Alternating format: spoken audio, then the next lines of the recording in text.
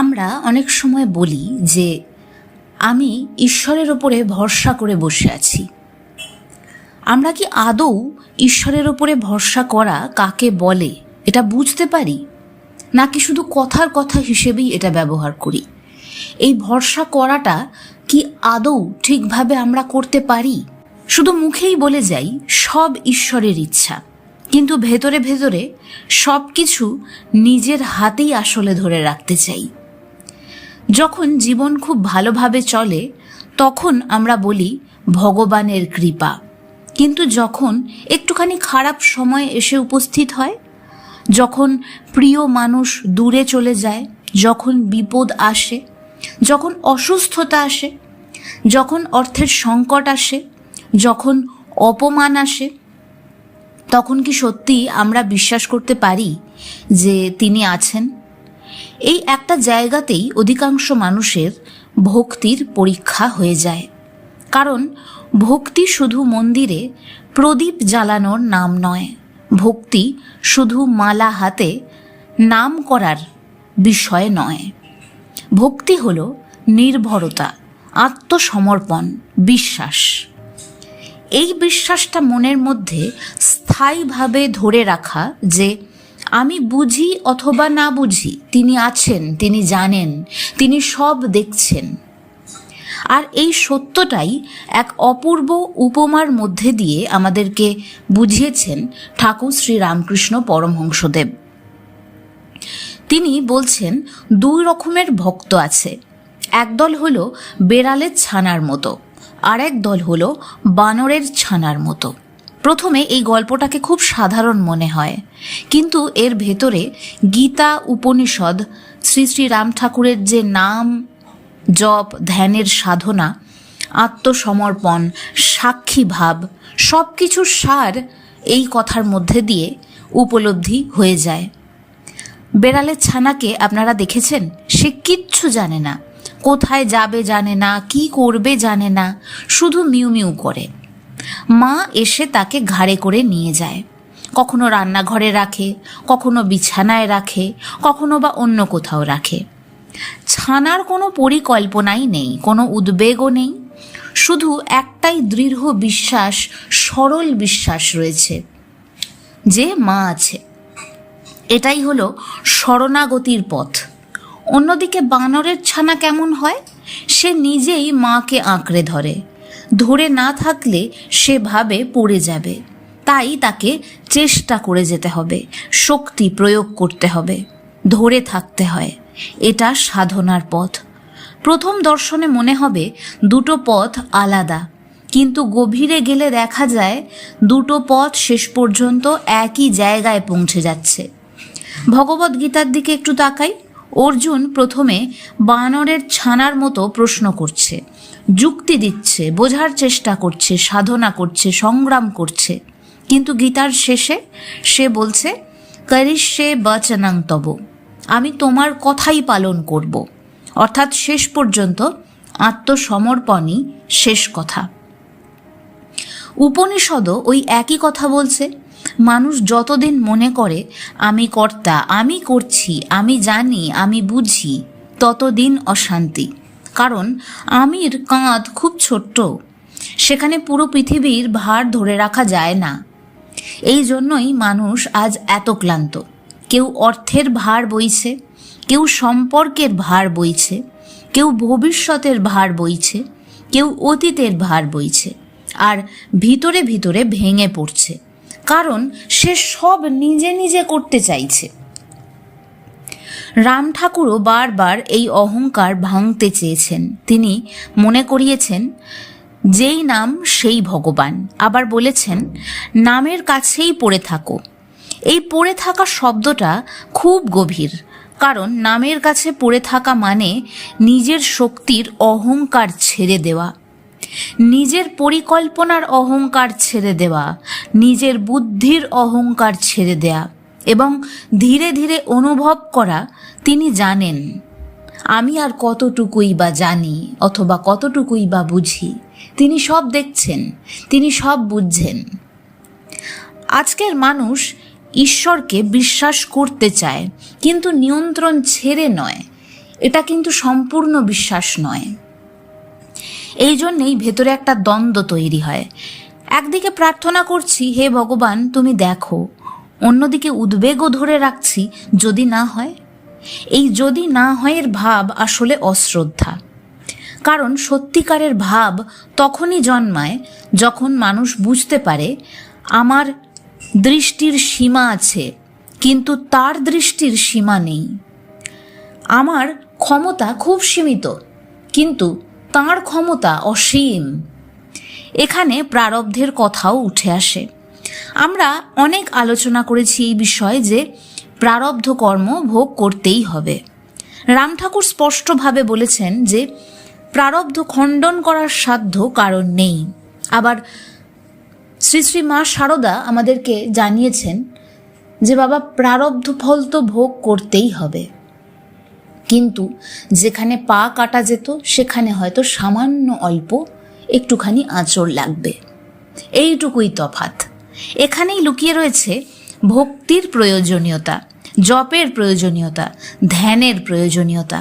প্রয়োজন এই কারণে যে জপ প্রারব্ধ মুছে দেয় না, জপ প্রারব্ধকে লঘু করে দেয়, ভোগটাকে লঘু করে দেয়। প্রারব্ধ বহন করার জন্য যে শক্তি, যে দৃষ্টিভঙ্গি, যে বিচার বিবেচনা বোধ দরকার হয়, সেই সব অস্ত্রগুলো দিয়ে দেয়। দুঃখ মুছে দেয় না, কিন্তু দুঃখের মধ্যেও যে ঈশ্বরকে আশ্রয় করতে পারা যায় এবং সেখান থেকেই সামনের পথ খুঁজে পাওয়ার আশা দেখা যায়, এই পথটাই বুঝিয়ে দেয় নাম জপ সাধনা। ধ্যান ঝড় থামিয়ে দেয় না, কিন্তু ঝড়ের মধ্যে কেন্দ্র খুঁজে দেয়। এই জন্যে বেড়ালের ছানার ভক্তি এত গুরুত্বপূর্ণ, কারণ সেখানে মানুষ বলে আমি খুব সীমিত, তুমি অসীম, আমি পারি না সব কিছু, কিন্তু তুমি তো পারো। কিন্তু এখানেও একটা বিপদ আছে। অনেকে ভাবে তাহলে তো আমাকে কিছুই করতে হবে না, সব ছেড়ে বসে থাকি। না, ঠাকুর শ্রী রামকৃষ্ণ পরমহংসদেব সেটাও বলেননি। সেই জন্যেই তিনি বানরের ছানার কথাও বলেছেন, অর্থাৎ পুরুষকার বা সাধনা সব দরকার। ঠাকুর শ্রী নিগমানন্দ পরমহংসদেবের একটা কথা আছে যে শুধুমাত্র শরণাগতিও নয়, শুধুমাত্র পুরুষকারও নয়, দুটোরই সমানভাবে উপস্থিতির প্রয়োজন আছে। অর্থাৎ আপনার হাতে যতটুকু ক্ষমতা রয়েছে সেই অনুযায়ী আপনি আপনার 100% চেষ্টা করছেন। আপনার ক্ষমতা যাতে উত্তরোত্তর বৃদ্ধি পায় সেই চেষ্টাটাও করছেন, কিন্তু ফলের ভার ছেড়ে দিচ্ছেন ঈশ্বরের হাতে। এইখানে শরণাগতি। ঠিক যেখানে গিয়ে আপনি মনে করতে পারছেন যে এখানে আমি একটু সীমিত হয়ে গেলাম, ঠিক সেইখানেই ঈশ্বরকে আপনি সবটা সমর্পণ করে দিচ্ছেন।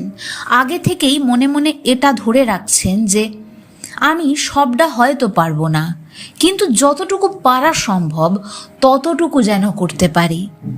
কারণ তিনি দেখছেন, তিনি আপনার কর্ম, আপনার চেষ্টা, আপনার সাধনা, আপনার সততা পরীক্ষা করছেন।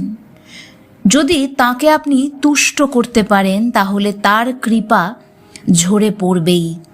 ঠিক যে সময় গিয়ে আপনি ক্লান্ত হয়ে যাচ্ছেন, ঠিক সেই সময়ই আপনার আরও বেশি করে দরকার নাম জপ ধ্যান সাধনা।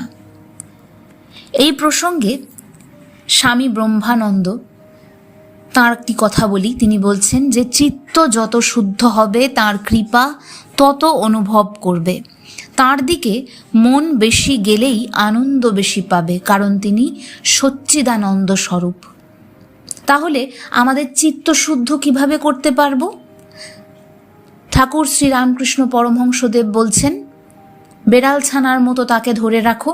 এই একই কথা আমরা পাচ্ছি শ্রী শ্রী রাম ঠাকুরের কথায়। নামের কাছে দৃঢ়ভাবে পড়ে থাকো, এইটাই পথ। সমর্পণ, তাকে ধরে রাখা। অর্থাৎ যখন কাজ করছি তখনও তাকে ধরে রাখছি, কেননা তিনি চিত্ত শুদ্ধ করে দিচ্ছেন। আবার সেই চিত্ত শুদ্ধ হলে তবেই তার কৃপা ঝরে পড়ছে।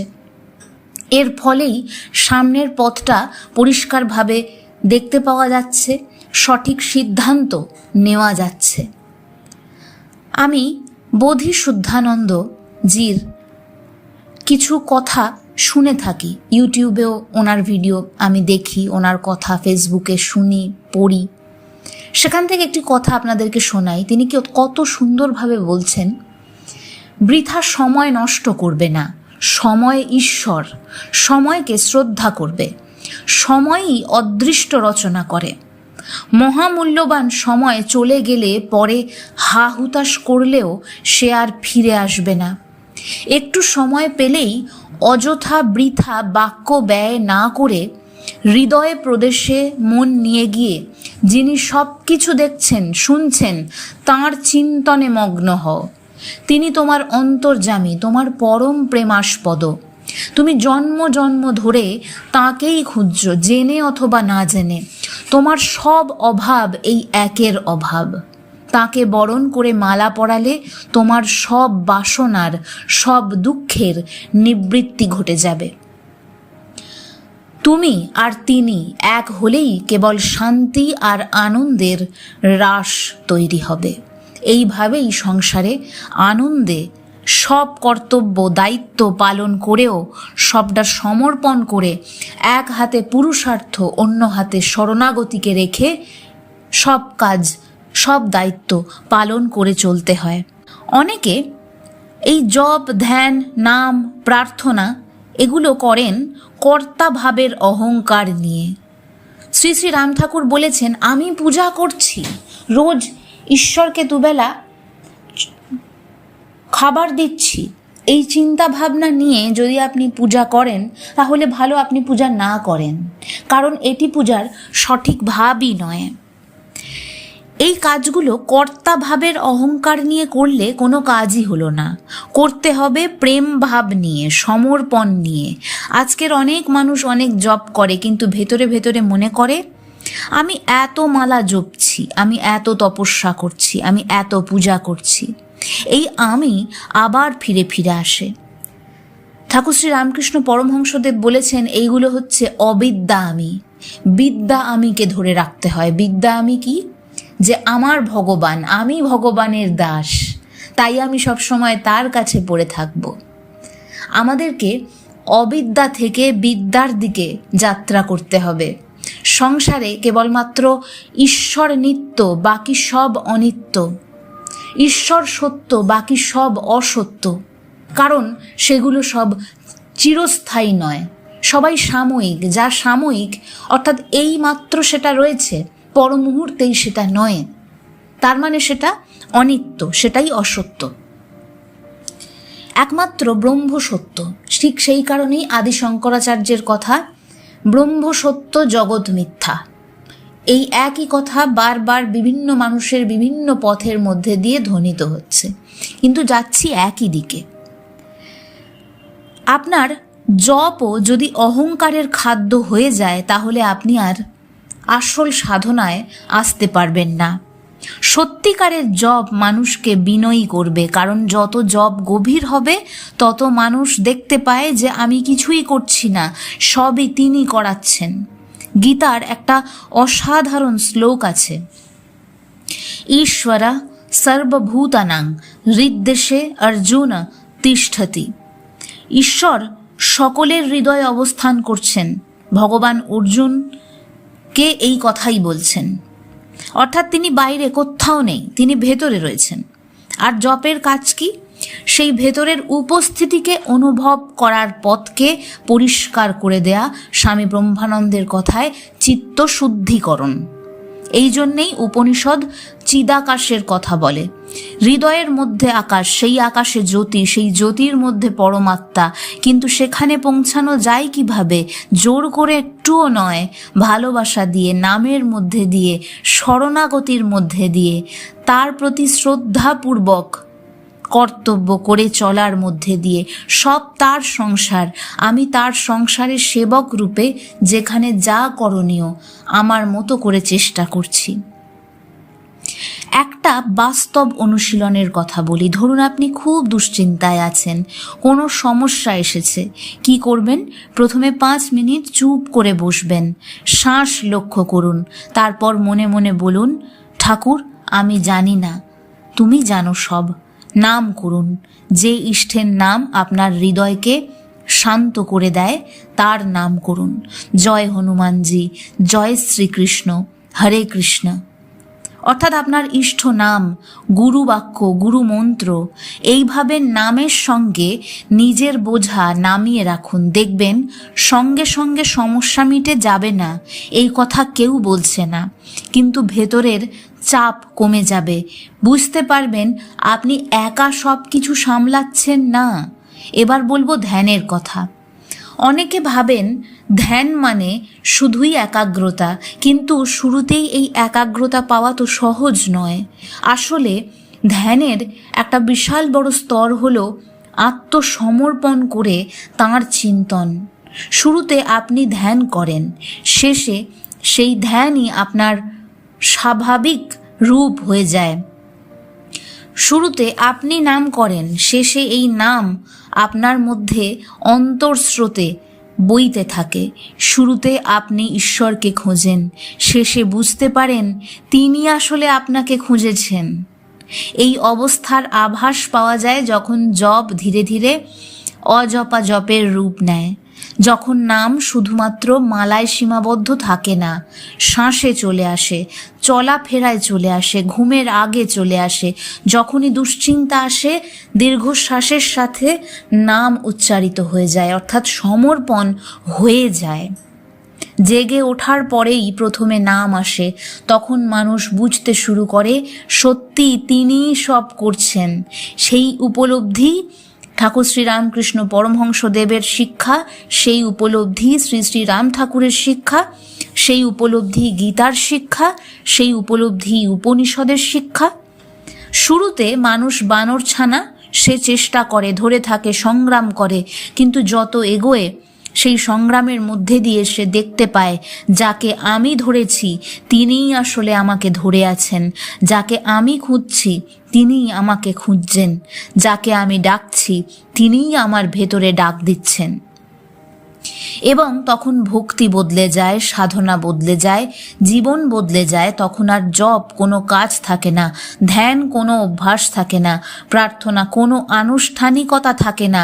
সব কিছু প্রেমে পরিণত হয়, সব কিছু নির্ভরতায় পরিণত হয়, সব কিছু তাঁর হাতে সমর্পিত হয়ে যায়। আর তখন মানুষ সত্যিই বলতে পারে আমি একা নই, কারণ যিনি কৃষ্ণ তিনিই কালী, যিনি কালী তিনিই শিব, যিনি শিব তিনিই রাম, যিনি রাম তিনি হৃদয়ের অন্তঃস্থলে বসে আছেন, তিনিই গুরু, তিনিই ইষ্ট, তিনিই জ্ঞান, তিনিই ভক্তি, তিনিই জপ, তিনিই ধ্যান, তিনিই পথ, তিনিই গন্তব্য। আর এই উপলব্ধির মধ্যে দিয়ে মানুষের সমস্ত ভয়, অহংকার, অস্থিরতা এবং পৃথকতার বোধ ধীরে ধীরে বিলীন হয়ে যায়। শুধু একটাই অনুভূতি বেঁচে থাকে, আমি নই, তুমিই সব। এই হলো অবিদ্যা থেকে বিদ্যার দিকে যাত্রা, অসত্য থেকে সত্যের দিকে যাত্রা। অনিত্য যা কিছু সেসবের মায়া ত্যাগ করে বিদ্যা মায়া অর্থাৎ তিনিই সব, সেই জগৎ মিথ্যা ব্রহ্ম সত্য, এই চরম সত্যকে ধরে রাখা। আর সেখান থেকেই শুরু হয় প্রকৃত শান্তি। জয় গুরু, জয় ঠাকুর, জয় রাম। সব সময় নামে থাকুন, নামের কাছে দৃঢ়ভাবে পড়ে থাকুন।